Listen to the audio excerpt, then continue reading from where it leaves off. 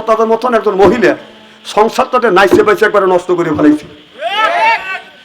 এখন বুবু কোথায়? খালি কইছে বুখারী শরীফ, তিরমিজি শরীফ, মিশকাত শরীফ এমন কোনো খণ্ড নাই যে উনি পড়ে নাই। কে কথা কয় না। অথচ আমাদের বাংলাদেশের আলেম ওলামার এমনও আলেম ওলামা আছে তার সামনে এখনো ও সূরা ফাতিহা পড়তে 20 বছর লাগবে। কথা কন। আর ওইটা শুনে কিছু কিছু লোক হাততালি বাজছে। এখন বুবু কোথায়? আমার বুবু মমতাজ কোথায় পালাইছে, আমার বুবু মমতাজ কোথায় পালাইছে। উল্টা পাল্টা নাচ দেখাইয়া সংসদ নষ্ট কইরাছে, আমার বুবু মমতাজ কোথায় পালাইছে। কোথায় রইলেন কাদের কাকা কামরুল ইসলাম হাসান দাদা, কোথায় রইলেন তাদের কাকা কামরুল ইসলাম হাসান দাদা।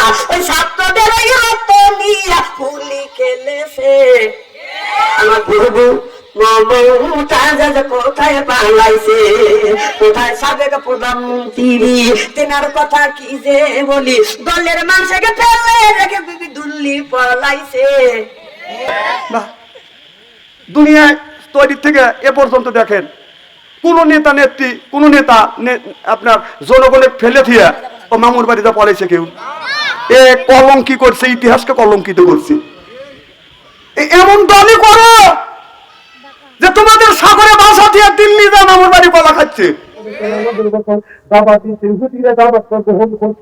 আল্লাহ নবী যখন নামাজে দাঁড়াইছে ওরা কি করছে, মূর্তিটাকে একটা পুতুল মতন সামনে এরকম করে রাখে দিয়ে যখন নামাজ পড়ছে আল্লাহ নবীর কাছে খবর চলে গেল, ইয়া রাসূলুল্লাহ, ইয়া হাবিবাল্লাহ, ও নবীজি, যাদের নিয়ে আপনি নামাজে দাঁড়াইছেন এই সেই মৃত্যুদের হৃদয় থেকে যেটা করতেছেন সেই পুতুল নিয়ে মূর্তি সামনে নিয়ে ছোট একটা মূর্তি পুতুলের মতো মূর্তির সঙ্গে এরকম করে নামাজ পড়ে। আল্লাহ নবী আপনার মূর্তি নিয়ে মূর্তির সামনে নিয়ে নামাজ পড়া যাবে না, মূর্তি ছাড়া নামাজ পড়তে হবে। এবার তারা কি করবে, মূর্তিটা বাগান আপনার দুই পায়ের মাঝখানে বাগান রাখে দিয়ে বাগান নামাজ পড়তে। কথাকে বুঝতেছেন? মূর্তির মায়া থাকতে পারে না। আল্লাহ নবীর কিছু খবর দিয়ে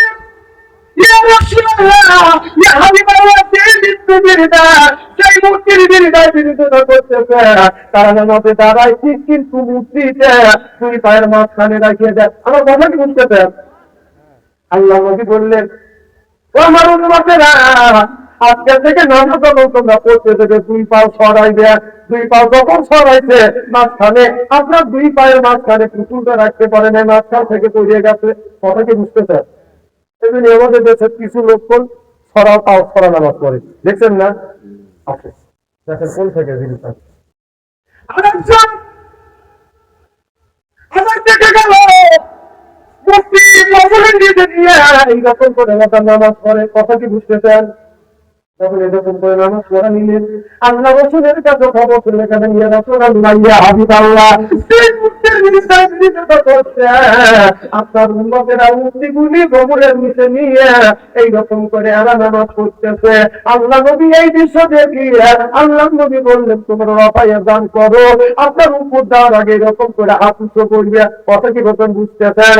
এরপরে উপর থেকে উঠিয়ে এইরকম করে হাত উঁচু করবে।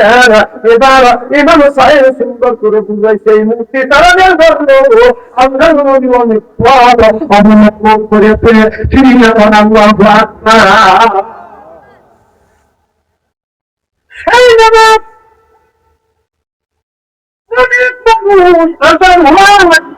ওই নামাজ পড়ে না। আল্লাহ নবী কত কষ্ট করে নামাজ প্রতিষ্ঠিত করেছে। মক্কা মদিনায় দেখতে আজান যখন হয়েছে অন্যের দোকানদারে বললেন, ভাইজান আপনার দোকান দেখে গেলাম, আপনার দোকানে স্বর্ণ কতটুকু আছে? 12 মণ স্বর্ণ আছে। কয় মণ? 12 মণ স্বর্ণ রেখে নামাজ পড়তে গেলেন, একটা লোকও নাই। আমি বললাম যে আপনার স্বর্ণ চুরি হয় না? একটা কোনাও চুরি হয় না, কারণ ওখানে আইন আছে। চোর বরাবরই হাসে, চোর বরাবরই কি করবে? আমাদের বাংলাদেশে একজন বড় বিশাল ধনী ব্যক্তি ছিলেন, নাম বলবো সবাই জানে, আমি যেটাই বলছি, উনি কন্ট্রাক্টারে করবে গেছিল, চুরি করছিল, করার কারণে তার হাতের পর্দা কেটে দিবে, কিন্তু জিয়া রহমান থাকার কারণে ওনার অনুমতে পর্দা না কেটে আঙুল কেটে দিচ্ছিল। আমার কথা কি বুঝতেছেন? সে এমন একটা আইন ওই ব্যথা আছে তো বড় বলে হাত কেটে দেয়। বাংলাদেশে আইন যদি পাশ হয়তো, চোর যদি ধরা পড়তো, চোর যদি পর্দা কেটে দিত, আঙুল কেটে দিত, ওই চোর চুরি করতো। বুঝিস না, সংসদে বসে আপনার বড় বড় পদে বসে তারা চুরি করতেছে। একটা চোরে যদি হাত কাটে, আর চোরেরা কলমের খোঁচায় হাত চুরি করতে পারবে, তাহলে তো বরাবরই হাত কেটে দিবে। এই আইন তো বাংলাদেশে নেই। আমার মনে হয় এই বাংলাদেশের চোরের হাত থেকে বাংলাদেশকে বাঁচাতে পারে। হাত যদি না কাটেন, পদ্ম যদি না কাটেন, আইন কাটার আইন করুক সরকার। এখনই আমাদের প্রধানমন্ত্রী তারা আজকে থেকে ঘোষণা করবে, চোর যদি ধরা করে আঙুল কেটে দেওয়া হবে। আমার মনে হয় আগামীকাল থেকে চুরি করা বলতে পারবে। করবে না তো, করবে না। আমার কথা কি শুনতে থাকি, আমার কথা শুনবে, কে শুনবে? শুনবে না। কথা তো আমার না, কথা কার? আল্লাহ। আল্লাহ। সেই দেশ, সেই দেশের মানুষ আজান শুনলে মসজিদে যান, আর আমাদের মানুষ আজান শুনলে আজান শুনে মুসলমানের বাচ্চা কিভাবে বিড়ি টানিয়ে দেখেন, বিড়ি টানিয়ে উপরে উঠে বিড়ি আবার টয়লেটে বলতে,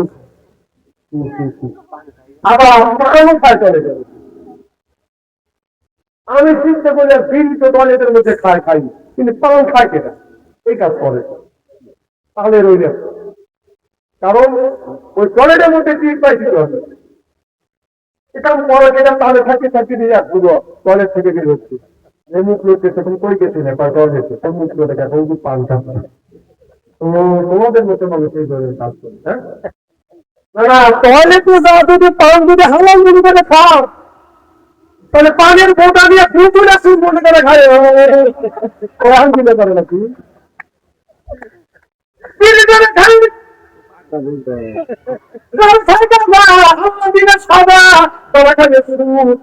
থাকবে না তাদের কোন ভূত। আর যারা খাইবে না জানা আপনার ভুল, ওরাই করবে ভুল। যারা খাইবে না তার সিগারেট ওর নাই মুখের বেড়ে, আর যারা খাইবে মানে করবে খিরিবিটি। যারা খায় তাদের হাত দিয়ে গন্ধ, কবি দিয়ে গন্ধ, দাড়ি দিয়ে গন্ধ, বাবা দিয়ে গন্ধ, টুপি দিয়ে গন্ধ, ব্লেড দিয়ে গন্ধ, বাড়ি দিয়ে গন্ধ। আমার হয় ছন্দ ওরা বউটাকে কেমনে রে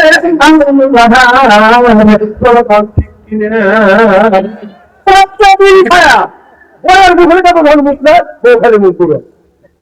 বিড়ি যারা খায় না আর যারা খায়, খাওয়া মানুষ না খাওয়া মানুষের কাছে গেলে মনে হয় পেটের লাড়ি বের হয়, এত বন্ধ